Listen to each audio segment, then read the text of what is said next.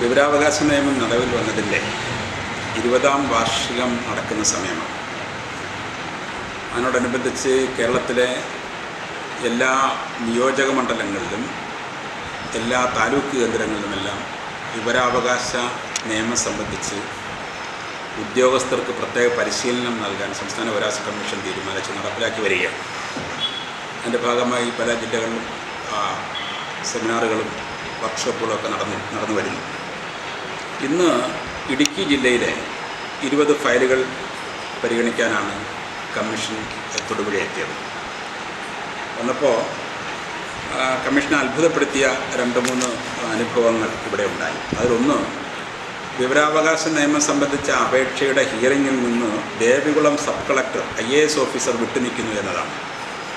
വിവരാവകാശ നിയമം 20(1) പ്രകാരവും 20(2) പ്രകാരം, 22 എന്ന് പറയുന്ന ഡിസിപ്ലിനറി ആക്ഷനാണ്, ഇത് രണ്ടിനും നടപടി ആരംഭിക്കാൻ തീരുമാനിച്ചു.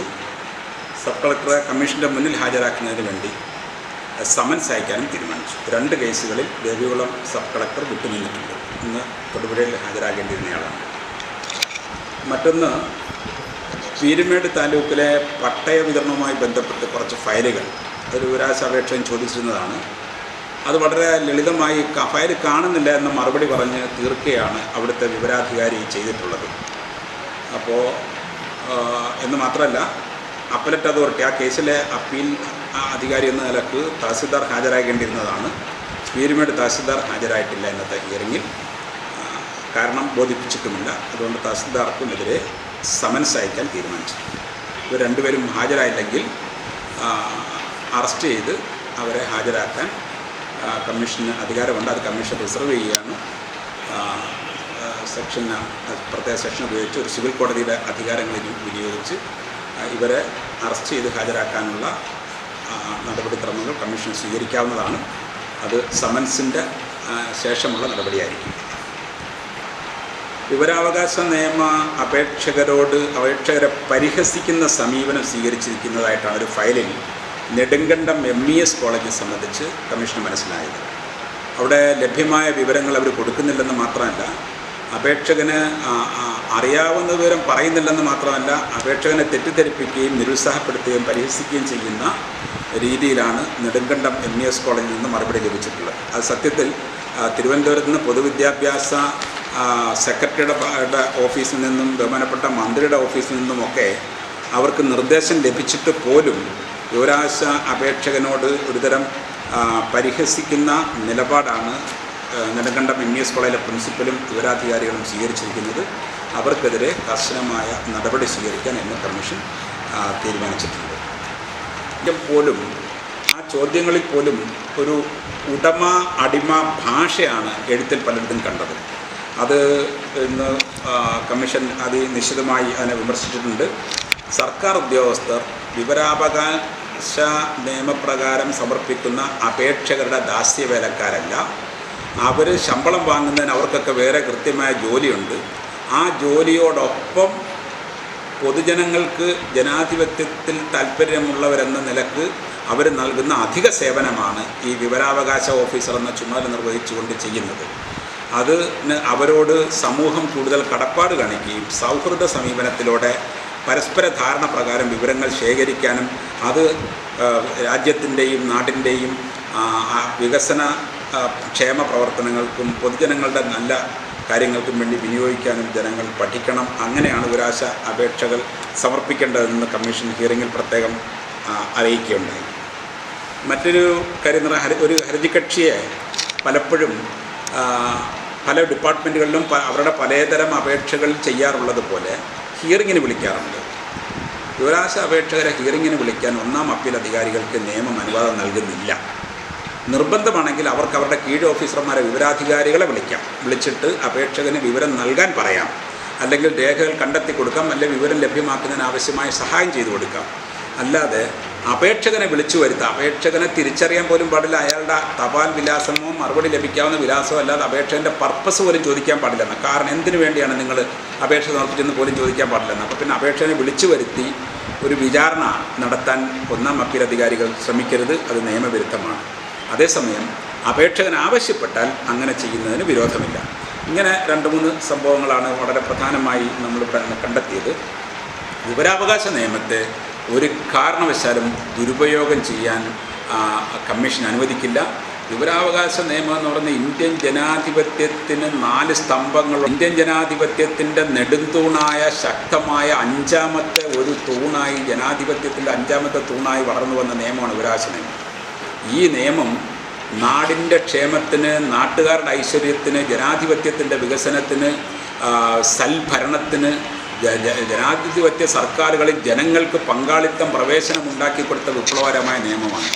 ഈ നിയമത്തെ സ്ഥാപിത താൽപ്പര്യത്തിന് വേണ്ടി ശത്രുസംഹാര താൽപ്പര്യത്തോടെ ദുരുപയോഗം ചെയ്യുന്നവർക്കെതിരെ കർശനമായ നിലപാടാണ് സംസ്ഥാന വിവരാവകാശ കമ്മീഷൻ സ്വീകരിച്ചു വരുന്നത്. ഈ ജില്ലയിലും ഇന്ന് 4-5 ഫയലുകൾ അങ്ങനെ ഒരു ഹർജിക്കാരൻ്റെ നമ്മൾ കൈകാര്യം ചെയ്തു. കഴിഞ്ഞ പ്രാവശ്യം ഇവിടെ മറ്റൊരു ഹിയറിംഗ് നടത്തപ്പോൾ 15ഓളം ഫയലുകൾ ഇദ്ദേഹത്തിന് തന്നെ ഉണ്ടായിരുന്നു പറഞ്ഞു. ഉദ്യോഗസ്ഥർ വളരെ വേദനയോടെ അവരുടെ ദൈനംദിന ജോലികൾ ചെയ്യാൻ ഇദ്ദേഹം സമ്മതിക്കാത്ത തരത്തിൽ 100 കണക്കിന് അപേക്ഷകൾ സമർപ്പിക്കുന്നു എന്നാണ് കേട്ടത്. ആ അപേക്ഷകനെ നമ്മൾക്കെതിരെ നിയമപ്രകാരം ചെയ്യാവുന്ന നടപടി എന്താണോ അത് നമ്മൾ ആലോചിച്ച് വരികയാണ്. അതിപ്പോൾ തീരുമാനമാകാത്തതുകൊണ്ട് പറയുന്നില്ല. എന്തായിരുന്നാലും അത്തരം വിവരാവകാശ നിയമത്തിൻ്റെ പഴുതുകൾ ഉപയോഗിച്ച് ഉദ്യോഗസ്ഥരെ വരുതിയിലാക്കാനോ അവരെ വളച്ചു കളയാമെന്നോ വിചാരിച്ച് പ്രവർത്തിക്കുന്നവർക്കെതിരെ ശക്തവും മാതൃകാപരവുമായ നടപടി സംസ്ഥാന വിവരാവകാശ കമ്മീഷൻ്റെ ഭാഗത്തു നിന്നുണ്ടാവും. ഈ നിയമം ദുരുപയോഗം ചെയ്ത 2-3 പേരെ ഞങ്ങളിപ്പോൾ ഈ സമീപകാലത്ത് ബ്ലാക്ക് ലിസ്റ്റ് ചെയ്തിട്ടുണ്ട്. അദ്ദേഹത്തെ ഞങ്ങൾ ഫുൾ കമ്മീഷൻ കൂടിയിട്ട് അത്തരം അപേക്ഷകൾ സമർപ്പിക്കുന്നതെന്ന് വിലക്കി കരിമ്പട്ടികയിൽപ്പെടുത്തിയിട്ടുണ്ട്. അത്തരം കുറച്ച് പേരെ ഞങ്ങൾ കണ്ടെത്തിയിട്ടുണ്ട്. നിയമം ദുരുപയോഗം ചെയ്യുക, അഴിമതി ഇല്ലാതാക്കുക എന്നുള്ളതാണ് വിവരാവകാശ നിയമത്തിൻ്റെ പ്രഖ്യാപിതമായ ആദ്യത്തെ ലക്ഷ്യം. പക്ഷേ ഈ നിയമം ഉപയോഗിച്ച് ഓഫീസർമാരെ വിരട്ടി പൈസ വാങ്ങുകയും അല്ലെങ്കിൽ പൊതുജനങ്ങളിൽ നിന്ന് പൈസ കൂലി വാങ്ങിക്കൊണ്ട് വിവരാവകാശ അപേക്ഷ സമർപ്പിക്കുകയൊക്കെ ചെയ്യുന്ന കുറേ പേരുടെ കാര്യം നമ്മൾ ശ്രദ്ധപ്പെട്ടിട്ടുണ്ട്. അപ്പോൾ അഴിമതി നിരോധിക്കാൻ കൊണ്ടുവന്ന നിയമത്തെ മറ്റൊരു അഴിമതിക്കായി ഉപയോഗിക്കുന്നവരാരായാലും അവർക്കെതിരെ കർശനവും മാതൃകാപരവുമായ ശിക്ഷാ നടപടികൾ ഉണ്ടാവും. അത് കമ്മീഷൻ സ്വീകരിക്കുന്നതിന് തീരുമാനിച്ചിട്ടുണ്ട്. ബഹുമാനപ്പെട്ട ചെന്നൈ ഹൈക്കോടതിയും സുപ്രീം കോടതിയുമെല്ലാം ഇത് സംബന്ധിച്ച ഉത്തരവുകൾ പുറപ്പെടുവിക്കുകയും കമ്മീഷനുകളോട് നിർദ്ദേശം നൽകുകയും ചെയ്തിട്ടുണ്ട്. ഇവിടെ നമുക്ക് പ്രത്യേകമായി ഓഫീസർമാരോട് പറയാനുള്ളത്, വിവരാവകാശ നിയമം സെക്ഷൻ 4 പ്രകാരം എല്ലാ ഓഫീസിൻ്റെയും പൗരാവകാശ രേഖയും അതത് ഓഫീസുകളിൽ നിന്ന് ജനങ്ങൾക്ക് ലഭിക്കുന്ന വിവരങ്ങളും സംബന്ധിച്ച് ഇതിലൂടെ സ്വയം പ്രസിദ്ധീകരിച്ചാൽ തന്നെ അപേക്ഷകൾ പകുതി കൊണ്ട് കുറയും എന്നാണ് നമ്മൾ മനസ്സിലാക്കുന്നത്. പക്ഷേ പല ഓഫീസുകളും അങ്ങനെ ചെയ്തിട്ടില്ല. കമ്മീഷൻ ഇപ്പോൾ അതുമായി ബന്ധപ്പെട്ട് മിന്നൽ പരിശോധനകൾ ആരംഭിച്ചിട്ടുണ്ട്. ഞങ്ങൾ കോഴിക്കോട് ജില്ലയിലും മറ്റ് പല സ്ഥലങ്ങളിലും പല നഗരസഭകളിലുമൊക്കെ ഇതിൻ്റെ പരിശോധനകൾ നടത്തി. അവർക്കെല്ലാം വീണ്ടും ഇത് ചെയ്യാൻ വേണ്ടി അവസരം കൊടുത്തിട്ടുണ്ട്. കഴിഞ്ഞ ദിവസം വയനാട് കളക്ടറേറ്റിൽ നമ്മളങ്ങനെ ചെയ്തിട്ടുണ്ട്. ഒരു ദുരന്തം നടന്ന സ്ഥലമാണ്. പൊതുജനങ്ങളുടെ സഹകരണത്തോടെ ഒരുപാട് കാര്യങ്ങൾ പൊതുജനങ്ങൾക്ക് വേണ്ടി അവരെ പുനരധിവസിപ്പിക്കാനും അവരുടെ സംരക്ഷണത്തിനും ഒക്കെ വേണ്ടി സർക്കാർ ചെയ്യുന്നു. ഒത്തിരി രേഖകൾ അവിടെ ലഭ്യമാണ്. പക്ഷേ ഇതൊന്നും സൈറ്റിൽ പ്രസിദ്ധീകരിക്കുകയോ ജനങ്ങൾ അറിയുന്ന രീതിയിൽ പുറത്തേക്ക് കൊടുക്കുകയോ ചെയ്യുന്നില്ല വയനാട് ജില്ലാ ഭരണകൂടമെന്ന് നമ്മൾ കണ്ടു. അത് കൊടുക്കുന്നതിന് വേണ്ടി അവർ നമ്മളോട് 14 ദിവസം ചോദിച്ചു. നമ്മൾ സമയം അനുവദിച്ചു വന്നിരിക്കുകയാണ്. എന്ന് പറഞ്ഞതുപോലെ സ്വയം പ്രസിദ്ധീകരിക്കാവുന്നതും പബ്ലിക്കിനോട് സുതാര്യമായി പബ്ലിക്കിനെ അറിയിക്കാവുന്ന നിയമം സെക്ഷൻ 4 പ്രകാരം പ്രസിദ്ധീകരിക്കണമെന്ന നിർദ്ദേശം നമ്മൾ കർശനമായി നടപ്പിലാക്കുകയാണ്. ആ കാര്യത്തിൽ എല്ലാ വകുപ്പ് മേധാവികളുടെയും എല്ലാ ഓഫീസ് മേധാവികളുടെയും സഹകരണം ഉണ്ടാകണമെന്നും കമ്മീഷൻ അഭ്യർത്ഥിക്കുന്നു. ഇടുക്കി ലൈവ് വാർത്തകൾ നിങ്ങൾക്കായി അവതരിപ്പിച്ചത്. ഹായ്, എൻ്റെ പേര് നിവ്യ. ഞാൻ 20 ഏക്കർ അൽഫോൺസ ലാബിലാണ് വർക്ക് ചെയ്യുന്നത്. ഞാൻ പഠിച്ചത് നെടുങ്കണ്ട കോൺഫിഡൻസ് ഗ്രൂപ്പ് ഓഫ് ഇൻസ്റ്റിറ്റ്യൂഷനിലാണ്. Hi, I am Thasnima. ഞാൻ പഠിച്ചത് കോൺഫിഡൻസ് ഗ്രൂപ്പ് ഓഫ് ഇൻസ്റ്റിറ്റ്യൂഷൻസിലാണ്. അവിടുന്ന് പഠിച്ചിറങ്ങിയ ഉടനെ തന്നെ എനിക്ക് നെടുങ്കണ്ടം നീതി മെഡിക്കൽ ലാബിൽ ജോലി കിട്ടി. ഞാനിപ്പോൾ ഹാപ്പിയാണ്. ഹായ്, ഞാൻ അരുണിമ. നെടുങ്കണ്ടം കോൺഫിഡൻസിലാണ് ഞാൻ പഠിച്ചത്. പഠിച്ചിറങ്ങിയപ്പോൾ തന്നെ എനിക്ക് രാജാക്കാട് SN ഹോസ്പിറ്റലിൽ ജോലി കിട്ടി. ഹായ്, ഞാൻ അമർദീന്ദു. ഞാൻ വർക്ക് ചെയ്യുന്നത് Rajakkad life care medical centre ഹോസ്പിറ്റലിലാണ്. എനിക്ക് കോൺഫിഡൻസ് തന്നത് കോൺഫിഡൻസ് ഗ്രൂപ്പ് ഓഫ് ഇൻസ്റ്റിറ്റ്യൂഷനാണ്. ഹായ്, ഞാൻ ഗ്രീഷ്മ.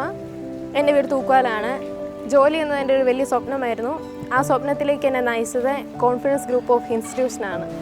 ഹായ്, എൻ്റെ പേര് കെസിയ. ഞാൻ കുമളി ശില്പ ഡയഗ്നോസ്റ്റിക് സെൻറ്ററിൽ വർക്ക് ചെയ്യുന്നു. ഞാൻ കോൺഫിഡൻസിലാണ് പഠിച്ചത്. എൻ്റെ ഏറ്റവും വലിയ സന്തോഷം എന്ന് പറയുന്നത് എൻ്റെ ബാച്ചിൽ പഠിച്ച എല്ലാ കൂട്ടുകാർക്കും ജോലി കിട്ടി എന്നുള്ളതാണ്. പഠിച്ചിറങ്ങുന്ന എല്ലാവർക്കും ജോലി ഉറപ്പ്. കേന്ദ്ര ഗവൺമെന്റ് അംഗീകൃത ഡിപ്ലോമ കോഴ്സുകൾ. Diploma in medical laboratory technician, pharmacy assistant. 19-ാം വയസ്സിൽ ജോലി എന്ന സ്വപ്നം യാഥാർത്ഥ്യമാക്കൂ. Confidence group of institutions, Darshana building, near private bus stand, Nedumkandam.